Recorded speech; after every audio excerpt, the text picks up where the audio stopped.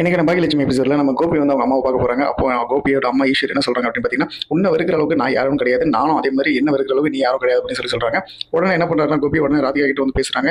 என்ன எங்க அம்மா இந்த மாதிரி பேசிட்டாங்க, என் குடும்பத்திலிருந்து பிரிச்சிட்டா, அதுக்கு காரணம் பாக்கியலட்சுமி தான், அவளை நான் சும்மா விட மாட்டேன், அவள் கேண்டீன் வச்சிருக்கா அப்படின்னு சொல்லி இந்த அளவுக்கு ஆடுறா, அவளுக்கு நான் ஒரு முடிவு பண்றேன் அப்படின்னு சொல்லிடுறாங்க. அது மட்டும் இல்லாமல் அடுத்த கட்டில் வந்து பார்த்தீங்கன்னா நம்ம பழனி பாக்கிய கிட்ட சொல்றாங்க, என்ன மேடம் எல்லா வேலையும் நீங்களே இழுத்து போட்டு பாக்குறீங்க, இதுக்கு பேசாம நீங்க ஒரு செஃப் வச்சிருக்கலாமே அப்படின்னு சொல்றாங்க.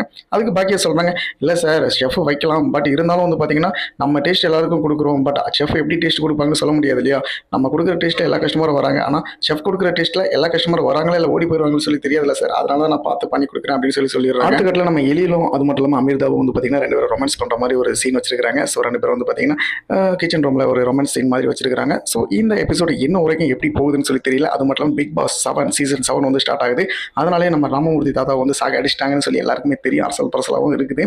பிகாஸ் வந்து பார்த்தீங்கன்னா சீசன் 7 வந்து பார்த்தீங்கன்னா நம்ம விஜய் சேதுபதி தான் தொடங்க போறாரு அப்படின்னு சொல்லி அஃபிஷியலாக அனௌன்ஸ்மெண்ட் பண்ணிட்டாங்க. ஸோ என்ன நடக்குதுன்னு சொல்லி பொறுத்திருந்து பார்க்கலாம். பாக்கியலட்சுமி சீரியல் இன்னுமே தொடருமா இல்லை முடியுமா அப்படின்னு சொல்லி பார்க்கலாம்.